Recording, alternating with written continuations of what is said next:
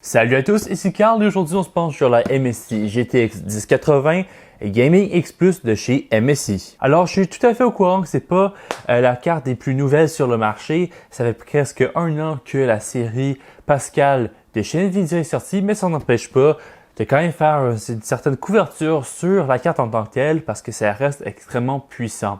Donc la carte Gaming X Plus de chez MSI, c'est pas tout à fait dans le plus haut de gamme. On a des cartes quand même plus performantes dans la gamme des 1080, mais ça reste une carte extrêmement puissante et qui coûte quand même extrêmement cher. Je vous laisse des liens en description. Les prix varient énormément en ce moment à cause des ventes d'été, etc. Donc tant que vous mentionnez un prix incorrect, je vous laisse aller voir par vous-même.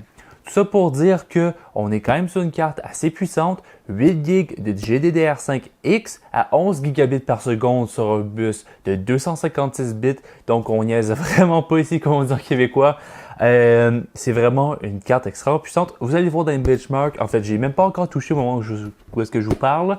Mais je me doute quand même qu'on va retrouver d'extrêmement bonnes performances une fois qu'on va voir monter la carte sur la test bench. Alors, j'ai rapidement déballé la carte de la boîte hors caméra. Honnêtement, on s'y attendait, style de MSI, rouge et noir, des LED rouges juste ici aux côtés des ventilateurs de 100 mm.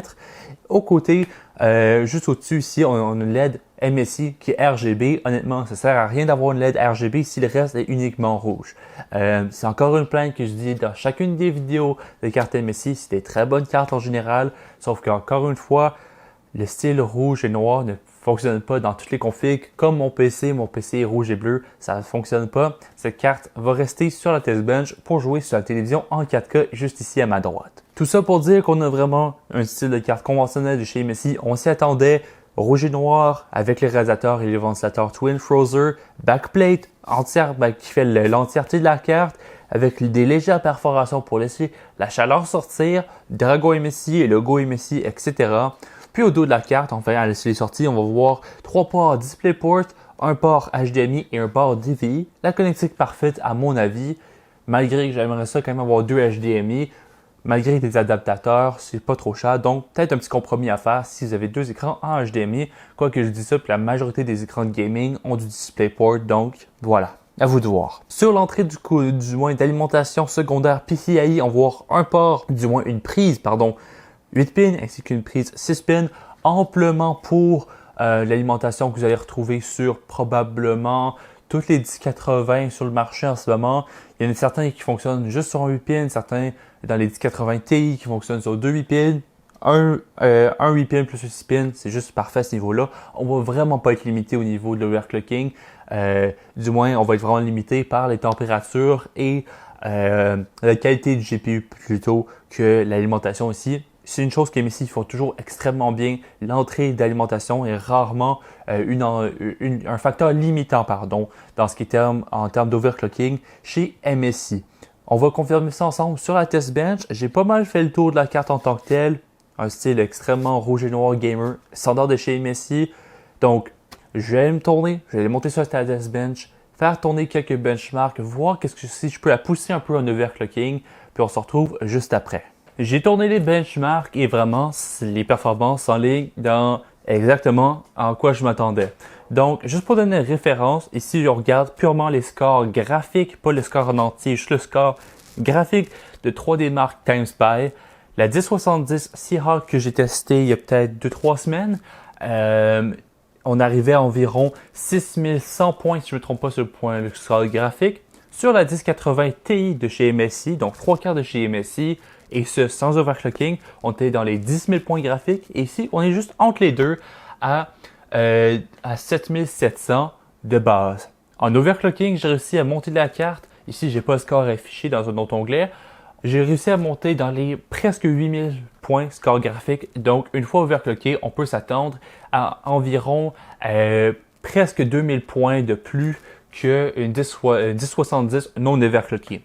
Évidemment, une fois en overclocking, ça va varier. Une carte qui va mieux s'overclocker qu'une autre. Si vous avez une 1070 vraiment sous haut, vraiment faite pour l'overclocking, comparé à une 1080 plus entrée de gamme, les choses vont varier. Mais tout ça pour dire que les trucs s'enlignent vraiment bien. Au niveau des performances, je vous laisse les chiffres en description. C'est vraiment très satisfaisant. Pourquoi j'ai pas fait mes benchmarks en 4K, en UHD du moins, comme j'aurais dû? En fait, c'est que je regarde vraiment la différence de performance. On s'attendait évidemment d'extrêmement bonnes performances. Avec la 1080 ici, vous allez être totalement capable de faire tourner des jeux en 1440p en full settings, voire en 1440p 144 Hz, mais peut-être pas en 4K. Pour la 4K UHD, il va falloir un SLI de ces cartes-là, voire un SLI 1080 Ti si vous voulez vraiment pousser les choses. C'est possible de faire les jeux en 4K, c'est tout à fait possible. Je l'ai testé sur la télévision des jeux en 4K avec des paramètres réduits par contre. Vous allez devoir faire quelques compromis ici et là. Évidemment, l'overclocking va rendre les choses un peu plus agréables du moins, mais il ne faut pas s'attendre aux meilleures performances. Tout ça pour dire qu'on avait quelques pourcents de plus que la 1070, quelques pourcents de moins que la 1080 Ti. Au niveau des performances, des chiffres, c'est exactement la même chose. C'est vraiment des benchmarks extrêmement linéaires dans le sens que les différences de performance qu'on retrouve dans 3D Mark Time Spy, ils se reflètent dans les jeux comme GTA, Arma, etc. Les autres jeux que j'ai testés n'étant pas sur caméra. Au final, c'est vraiment une carte extrêmement performante.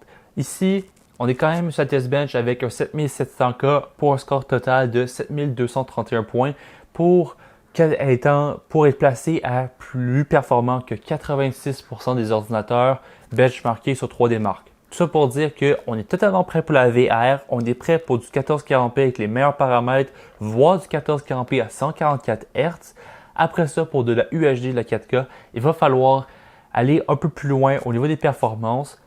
Si à l'achat, vous avez l'intention directement aller pour acheter la meilleure carte graphique pour faire tourner des jeux en 4K. Plusieurs personnes vont me demander est-ce que je peux prendre un SLI de 1080? Je vous le recommande vraiment pas.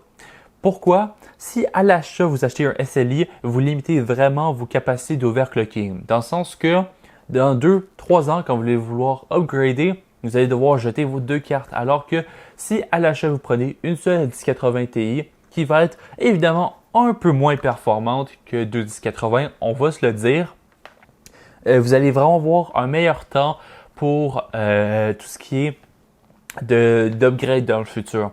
Plus tard, vous voulez avoir plus de performance, vous allez tout simplement ajouter une 1080 Ti. On va se dire, c'est vraiment plus simple que de devoir vendre vos deux 1080 puis essayer de trouver une nouvelle carte plus puissante, etc. Donc, je ne recommande vraiment pas d'aller à l'achat de ce qui est 1080. Donc, laissez-moi savoir dans les commentaires qu'est-ce que vous avez pensé de la vidéo en tant que telle. Je vous laisse les chiffres en description. La raison, évidemment, je le répète encore une fois pour ne pas me le faire dire dans les commentaires. Pourquoi je ne laisse pas les chiffres? Pour la simple raison que ce pas des benchmarks qui sont là pour vous donner une référence. Si vous achetez une 1080 comme ça pour faire tourner des jeux en 1080p, il y a quelque chose de vraiment pas correct qui se passe dans votre gestion de budget. C'est vraiment une carte qui est parfaite pour le 1440p avec les meilleurs paramètres possibles. Donc, vraiment, achetez cette carte-là avec ça en tête et vous allez avoir un achat vraiment satisfaisant. Vous allez vraiment être content de votre achat. Cela dit, dans quelques mois, je crois que AMD Vega va sortir. En ce moment, je suis un peu hésitant à vous recommander d'acheter des cartes graphiques. Ça, c'est tout un autre sujet pour une autre vidéo. Si ça vous intéresse, je pourrais aborder AMD Vega si vous le souhaitez. Mais tout ça pour dire qu'on a vraiment des bonnes performances, exactement bien placées, si vous voulez mon avis, entre la 1070 et la 1080 Ti de chez MSI. Laissez-moi savoir dans les commentaires, comme je vous ai dit tout à l'heure, qu'est-ce que vous avez pensé de la vidéo ainsi que de la carte graphique. Et à la prochaine. Ciao tout le monde!